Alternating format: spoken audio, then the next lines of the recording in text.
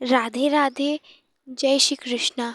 श्री राधा रानी की कृपा से आज श्री राधा कृष्ण मिलित तनु श्री चैतन्य महाप्रभु जी के चरित्र का भाग 28 है। तो जैसे कि महाप्रभु जी ने संन्यास लेने का सोचा था, यह बात उनकी माँ और उनकी अर्धांगिनी को नहीं पता थी। तो यह बात सची मैया को कैसे पता चलती है? ऐसे पता चलती है कि जब सची मैया नहाने को जा रही थी, स्नान करने को गंगा घाट पे जा रही थी, तो जो महिला दो स्त्रियां आगे बातें कर रही थी। उनको नहीं पता था कि पीछे से ही सची मैया आ रही हैं। तो वे दो स्त्रियां कहने लग गई, मैंने सुना है कि अब तो निमाई संन्यास लेगा। बताओ। दूसरी कह रही है, बताओ क्या आवश्यकता थी संन्यास लेने की इतनी कम उम्र में। अब यह बात सच्ची सुनी, वे वहीं पे बेहोश हो गई कि अब मेरा निमाई संन्यास लेगा। मेरा विश्वरूप तो संन्यास लेकर चला गया, अब मेरा निमाई भी संन्यास लेगा, ये कैसे हो सकता है? यही बात सुनते मैया अचेत हो गई और फिर वे दो औरतों को आवाज़ आई कि मैया गिर गई। तब वे औरतें उठाईं। उनको नहीं पता था कि उन महिलाओं को नहीं पता था कि सची मैया ने यह बात सुन ली है। तो वे किसी तरह लेकर गईं उनके घर तक, सची मैया के घर तक लेके गई। फिर विष्णु प्रिया जी ख्याल रखने लग गई। अब जो सची मैया थे उनके मन में तो यही बात चली थी कि गौर ऐसा कार्य कर रहा है, गौर संन्यास लेने वाला है। अब विष्णु प्रिया जी कहती, अरे बताइए मैया ऐसा क्या हुआ जो आप अचेत हो गए, मूर्छित हो गए? लेकिन अब अंदर की बात अंदर ही रखी हैं। अगर ये बात विष्णु प्रिया जी को पता चलेगी तो वो तो और दुखी हो जाएंगी। तो मैया अंदर ही अंदर उस बात को रख कर सह रही हैं। तो ऐसे शाम का समय होता है, संध्या होती है। संध्या काल में महाप्रभु जी आते, तो संध्या काल हुआ, महाप्रभु जी आए। मैया थी, मैया बोली, गौर जरा मेरे पास आ, मुझे तुझसे कुछ बात करनी है। तब गौर कहे, हाँ माँ बोलिए। तो मैया सची बोली कि मैं एक बात सुन रही हूँ कि नवद्वीप वासी कह रहे हैं। तब महाप्रभु कहे, क्या कह रहे हैं नवद्वीप वासी माँ? तब सची मैया कही, मैं सुन रही हूँ नदिया वासी कह रहे हैं कि तू संन्यास लेने वाला है। सच सच बताना मुझे, क्या तू सच में संन्यास लेने वाला है? तब यह सुनते ही गौर ने अपने दोनों नेत्रों को नीचे कर लिए, मुंडी झुका ली और अपने नेत्रों से अविरल अश्रु बहाने लग गए। खूब अश्रु की धारा गिराने लग गए। मैया बोली, बोल गौर, क्या तू सच में संन्यास लेना चाहता है? गौर तू तो जानता ही है, तेरा बड़ा भाई मुझे छोड़ के पहले ही चला गया, मेरा एक सहारा चला गया। इस पापनी ने अपना पति भी खो दिया और गौर तू कहता है तू संन्यास लेगा? तू जब तूने ही तो कहा था, जब तेरा भाई विश्वरूप बड़ा भाई गया था, जिसको मैंने आज तक नहीं देखा जब से वह गया है, तूने उसके जाने पे कहा था कि माँ मैं हूँ, मैं सब देखूँगा।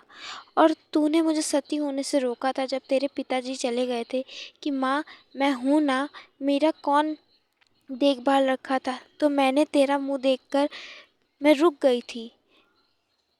तो गौर अभी भी अविरल अश्रु ही बहा रहे। तब मैया जी पूछी कि कहीं कि क्या गौर तू सच में संन्यास ले रहा है? अरे तू अपनी बूढ़ी माँ के बारे में मत सोच, अपनी नवविवाहिता उस 14 वर्षीय विष्णु प्रिया के बारे में सोच। मैंने उस बच्ची को तेरे लिए लाया था, लेकिन तू तू तो संन्यास ले रहा है, उस बच्ची का क्या होगा? तब गौर तब भी कुछ नहीं बोल रहे। माँ बोली कि बोल गौर, तू सच में संन्यास ले रहा है? तू ऐसा पाप कैसे कर सकता है? अब सच्ची मैया का धैर्य टूटने लग गया। मैया बोलने लग गई कि गौर, अगर तुम्हें संन्यास लेना है तो तुम्हें सबसे पहले मेरा वध करना होगा। पहले मुझे मार दो, फिर विष्णुप्रिया को मार दो। उसके पश्चात तुम्हें जहाँ जाना है तुम जाओ, तुम्हें कोई टोकने रोकने वाला नहीं होगा। तब तुम इस नवद्वीप को छोड़ सकते हो। तब यह सुनते ही गौर के नेत्रों में और अश्रु प्रवाहित होने लगे और गौर चुप नहीं रह पाए और कहने लग गए, माँ ऐसा मत बोलो, माँ ऐसा मत बोलो, तुम रो मत, तुम रो मत। महाप्रभु जी कहने लग गए, हे मेरी माँ, हे मेरी माँ, हे मेरी जन्मदात्री माँ, हे मुझे जन्म देने वाली माँ, अगर तू ऐसे रोएगी तो मैं गोविंद को कैसे प्राप्त करूँगा, मैं श्री कृष्ण को कैसे प्राप्त करूँगा। हे माँ तू मत रो, अगर तू ऐसे रोएगी तो मैं अपने श्री कृष्ण को नहीं प्राप्त करूँगा। माँ मैं क्या बताऊँ, मैं अगर संन्यास नहीं लूँगा तो मैं श्री कृष्ण विरह में मर जाऊँगा, मैं अपने प्राण त्याग दूँगा। हे माँ तुम समझो, हे जन्मदात्री माँ तुम समझो, मेरे प्राण नहीं बचेंगे। ऐसे कहते कहते रोते रोते महाप्रभु जी ने वहीं पर मूर्छित हो गए, वहीं पर गिर गए मूर्छित होकर। तब विष्णुप्रिया जी आई, पानी वानी पिलाई, तो मैया कह रही है तुम जाओ विष्णुप्रिया जी, कोई नहीं, अभी ये ठीक हो जाएगा, ठीक हो जाएगा। तब तब महाप्रभु जी के कुछ देर में जो अचेत थे चेतना में आते हैं और माँ से कहते हैं, माँ तुमने सही सुना है कि मैं संन्यास लेने वाला हूँ माँ, ये बात तुमने सही सुना है, लेकिन माँ तुम ऐसे रो मत। अच्छा माँ तुम ऐसे रो मत। तो महाप्रभु जी कहने लग गए कि माँ अभी मैं आपको एक प्रसंग सुनाता हूँ, मैं अभी आपको एक कथा सुनाता हूँ, उसे सुनो। तो मैया कही अच्छा ठीक है सुनाओ। तब गौर कहने लग गए, तुम वो 5 पांडव को जानती होगी जिनको दुर्योधन ने लाक्षागृह की अग्नि में जलाने का प्रयास किया था। तो मैया कही हाँ हाँ। तब कहे गौर की लेकिन वे जले नहीं थे, वह वहाँ से बच निकले थे अपनी मैया कुंती के साथ। तो कही हाँ। तो वे 5 पांडु और उनकी माँ कुंती जगह जगह 1 वर्ष भ्रमण करती हैं ना, और एक दिन वे एक गांव में पहुंचते हैं जहां पर उनको एक ब्राह्मण के यहाँ आश्रय मिलता है ना माँ। तब कहीं हाँ हाँ सही बोला। तब गौर कहने लग गए कि वे उसी ब्राह्मण के यहाँ सेवा करते और वहीं पर उन ब्राह्मणों का अन्न खाते ना माँ। तो कहीं हाँ। वे 5 पांडव एक कुंती माँ वहीं पर रहकर उस ब्राह्मण की सेवा करते और वहीं का अन्न खाते। तो एक दिन वहाँ पे क्या हुआ माँ जानती हो, वहाँ पर बकासुर नामक एक दैत्य राक्षस आ गया। वो उसी गांव के जंगल में रहा करता था। वे बकासुर था, वो सबको वहाँ के लोगों का जीवन खराब कर दिया था। वो जगह जगह से लोगों को पकड़ता और मनुष्य के मांस का भक्षण करता, लोगों को परेशान करता। तो प्रतिदिन वो बकासुर वहाँ उस गांव के मान जो भी मानव थे और वहाँ का जो अन्न था उन सब चीज़ों को वो बर्बाद करता और उन सारे व्यक्तियों को परेशान करता, उनको खा लेता, जीवों को कच्चा चबा जाता। इन सब बातों से जो ग्रामवासी थे वे बहुत दुखी हो जाते कि बताओ ये आता है और हमारे ग्राम के लोगों को मारकर खा जाता है, इससे बात करनी होगी। तो एक दिन सारे ग्रामवासी एकत्रित हुए और एकत्रित होकर उस बकासुर को रोक कर कहने लग गए, देख बकासुर, तू आता है हमारे यहाँ के लोगों को नुकसान पहुँचा कर चला जाता है, उनको मार कर चला जाता है, हम तुम्हारे लिए एक काम कर सकते हैं। तो बकासुर कहा क्या। तुम ग्रामवासी कहने लग गए कि हम तेरे गुफा के सामने खूब प्रचुर मात्रा में मांस और तेरा खाद्य पदार्थ रख देंगे जिसको तू खाकर पेट भर के रहेगा और उसके बाद तू हमारे ग्राम में मत आना। तब बकासुर कहा कि मैं ऐसा वैसा मांस नहीं खाता, मैं एक मनुष्य का मांस खाता हूँ। तो ग्रामवासी कहे ठीक है, हम हर दिन तुम्हारे यहाँ एक एक व्यक्ति को भेजेंगे, तुम उसका मांस खाना, लेकिन हमारे यहाँ कभी मत आना, हमारे ग्राम में कभी मत आना।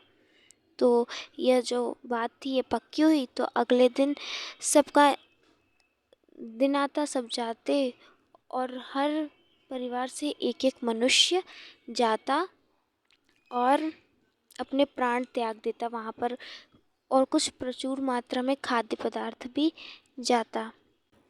तो ऐसे चलते चलते वही बारी आती है अब उन ब्राह्मण ब्राह्मणी की। कौन? जिनके यहाँ पांडव के 5 पुत्र और कुंती मैया रुकी थी। तो ये दिन था ब्राह्मणी का। उस दिन उनके यहाँ से किसी को जाना था बकासुर के यहाँ। तो ब्राह्मण ब्राह्मणी एक दूसरे से लड़ रहे थे, क्लेश कर रहे थे कि नहीं मैं जाऊंगा। तो ब्राह्मणी कहती नहीं मैं जाऊंगी। ब्राह्मण कहता नहीं तुम माँ हो, तुम्हें सब सारे बच्चों को संभालना है, मैं जाऊंगा। तो ब्राह्मणी कहती नहीं आप पिता हैं, आपको यहाँ का खर्चा पानी चलाना है, आप क्यों जाएंगे, मैं जाऊंगी। तब ऐसी बातों से लड़ रहे थे। उनकी 5 बेटी और एक पुत्र था। तो उसी जो यह बातें चल रही थी, ये सारी बातें जो हैं कुंती मैया दरवाजे के पीछे से सुन रही थी। अब जो उनकी 5 पुत्री थी उनमें से एक पुत्री कहने लग गई, बाबा मैया आप में से कोई नहीं जाएगा, अगर किसी को जाना है तो हम में से कोई 5 बहनें आप बताइए वो जाएगी। तो बाबा मैया कहे नहीं नहीं मैं अपनी पुत्रियों को कैसे दूंगा।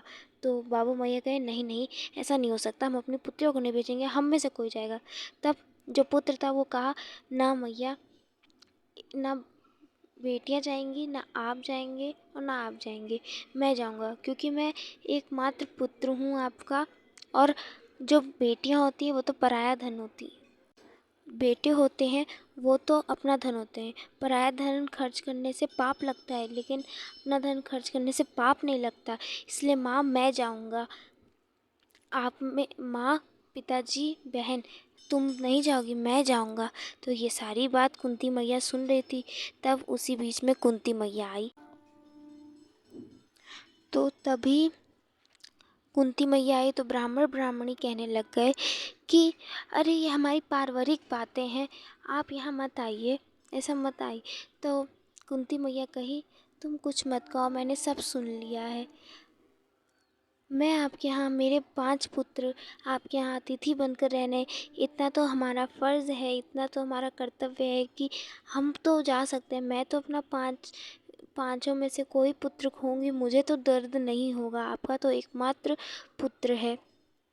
तो ब्राह्मण ब्राह्मणी कही नहीं नहीं ऐसा कुछ नहीं है। तब मैया कही आप कुछ मत बोलिए, मेरा एक पुत्र जाएगा तो कुछ नहीं जाएगा, क्योंकि एक क्षत्रिय सह सकता है, लेकिन एक ब्राह्मण और ब्राह्मणी के लिए सहना ये बहुत कठिन की बात है।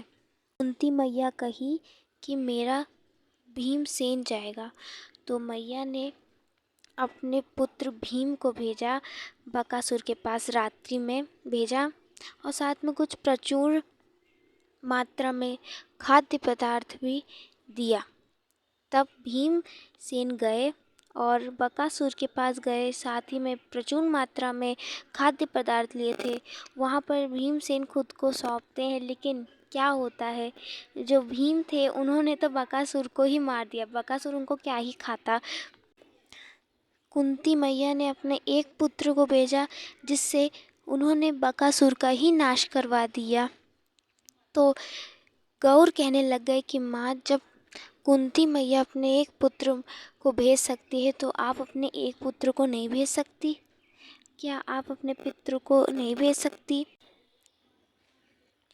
जो यहाँ पर जीवों के कल्याण के लिए जा रहा है? यहाँ पर कितने मुगलों ने सनातन धर्म को मिट्टी में मिलाने का सोच लिया है, कितने लोग धर्मांतरण कर रहे हैं। तो माँ, अगर नहीं जाऊँगा तो ऐसा ही होता रहेगा, और वृंदावन भी लुप्त हो गए, इसको बचाने के लिए तो मुझे जाना ही होगा। तो माँ कही गौर तू कुछ न कुछ कहवा कर अपना बात तो कर ही लेगा, जा तू चले जा।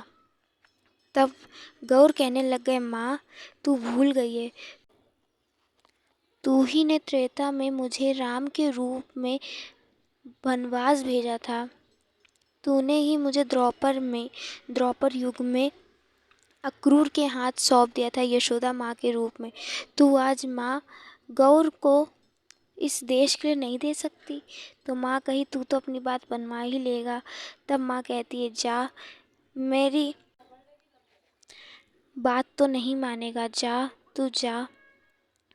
तब मैया से गौरांग महाप्रभु जी ने आज्ञा ली है और मैया ने उनको आज्ञा भी दे दी है। श्री जी की कृपा से आज के कथा को हम यहीं पे विराम देते हैं। तब तक के लिए आप सभी को राधे राधे, जय श्री कृष्ण।